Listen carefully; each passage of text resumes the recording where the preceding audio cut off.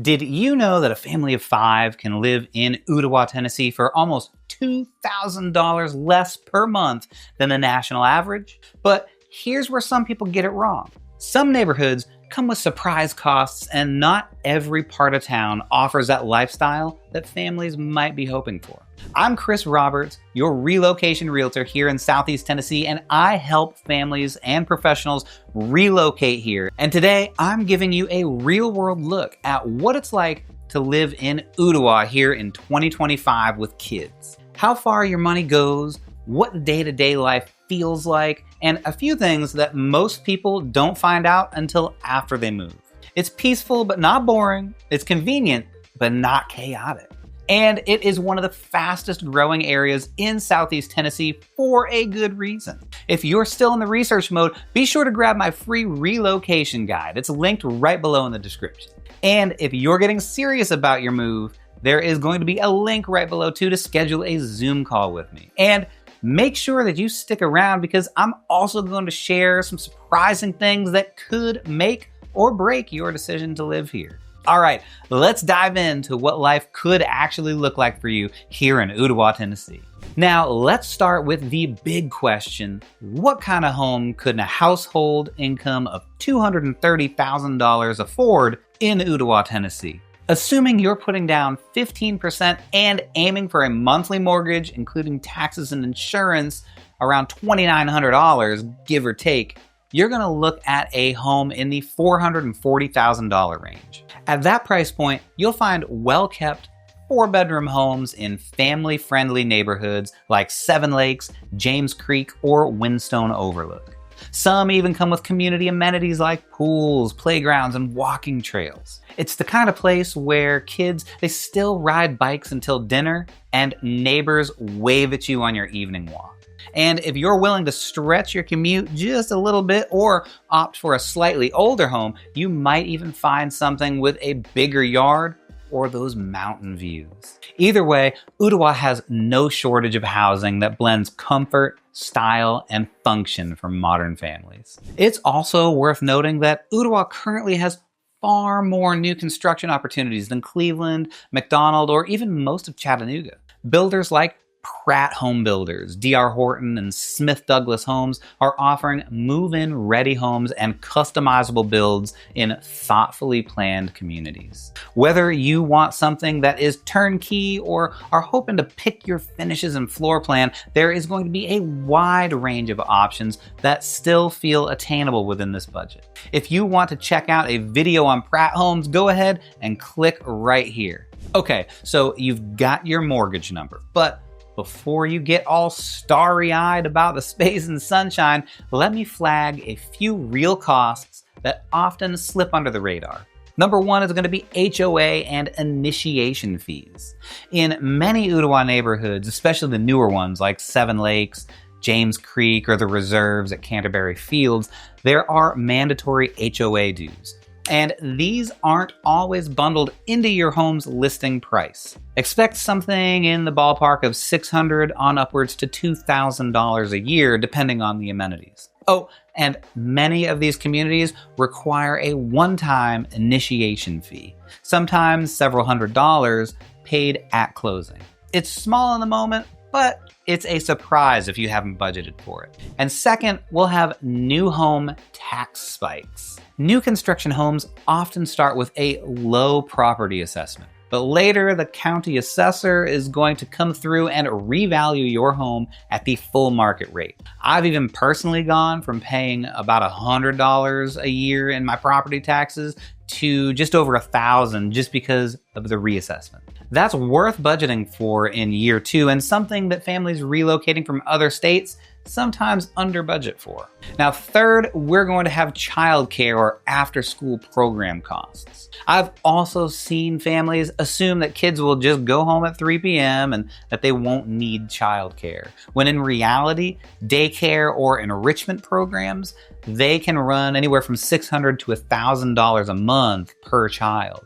And if you already have a sitter in your current city, or if you're used to one car, this shift can add up. Definitely, it's worth thinking through. So, are you mentally checking those costs off as we go? Drop a yes in the comment section if we're on the same page. So what does the rest of a monthly budget look like for our family of 5 in Ooltewah, Tennessee, making $230,000 a year? After your mortgage of around $2,900 a month, you're still working with plenty of flexibility to enjoy life without constant budgeting stress. Groceries for a family of 5 gonna likely run you around $1,200 a month, and utilities like electric, your water, your high-speed internet, that's going to add another $400 or so. Cell phones can sneak up on you too. My wife and I spend about $250 a month just for the two of us, so for 5 lines, you're probably gonna look at $350 or more when you start to include the cost of the phones in there. Add in 2 car payments, let's say about $1,000 total, plus your car insurance, gas, and you're gonna be likely around $1,450 in total transportation costs. Health insurance and medical expenses can vary, but budgeting around $700 a month for here keeps things realistic. And let's not forget the fun stuff. A regular date night for the parents, some family-friendly activities, and maybe a membership or 2, easily another $400 to $500 a month. Rounded out with subscriptions, a few sports or extracurriculars for the kids, and a $500 a month buffer for that unexpected stuff, and you're gonna be sitting right around $10,000 a month in spending. Now for a $230,000 a year income, that still leaves room for long-term savings, family vacations, and even some splurge days. You still with me? Let's shift gears a little and talk about what everyday life actually feels like. Here's the part that people fall in love with. Everyday life here is easy. You've got access to major shopping like Publix, Food City, Lowe's, and yes, there's a Target just over in Chattanooga. If you've got school-aged kids, you're in luck. Ooltewah High School has been steadily improving and offers a variety of extracurricular programs. East Hamilton Middle School and high schools are also really strong options, especially with the added benefit of newer facilities. For younger kids, Appomattox Elementary and Ooltewah Creek Elementary both rank really well with parents who prioritize caring teachers and safe, engaged campuses. And one unique perk is Hamilton County's school choice program. So even if you're zoned for one school, you may be able to apply for a different one through the lottery system. So there's some added flexibility depending on your child's learning style or interests. I have a full video right here that dives deeper into the Chattanooga area schools, so be sure to check that out if education is a top priority for your move.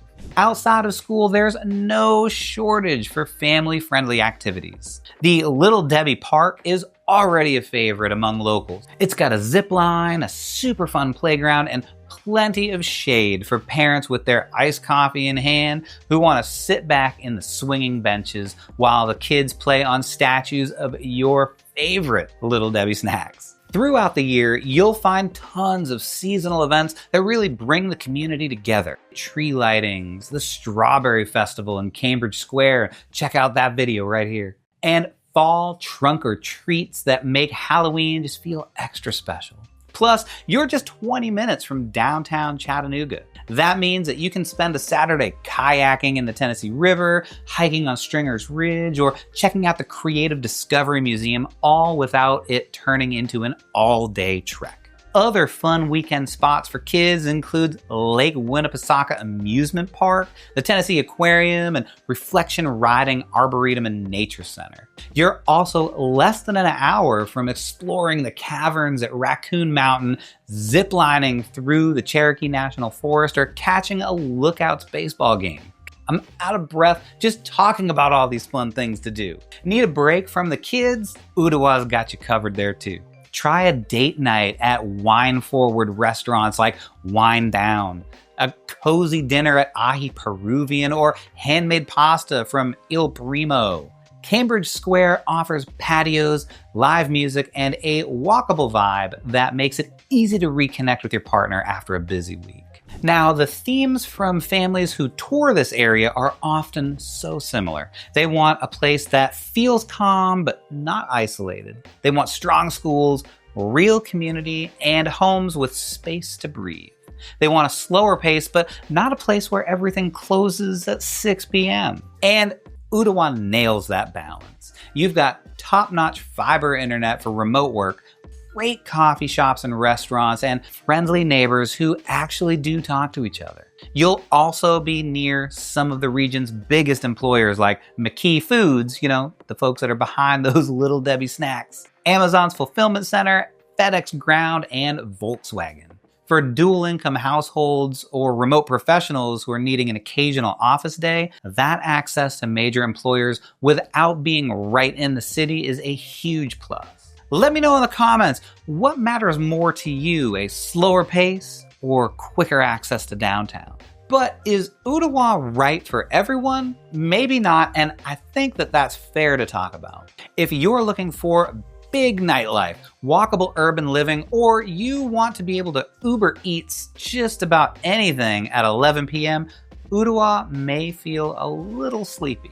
The growth here means that there's going to be more construction and a fair bit of traffic at key intersections. And while the schools are solid, you'll still want to do your homework on which would be the best fit for your family.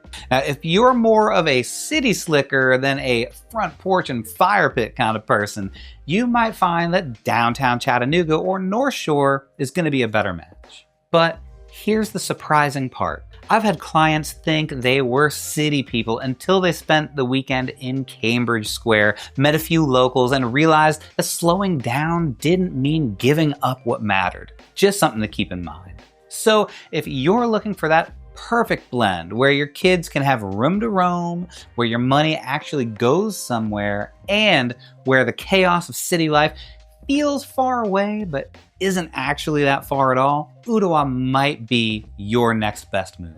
Want help figuring that out? The link to schedule a Zoom consult with me is right in the description below.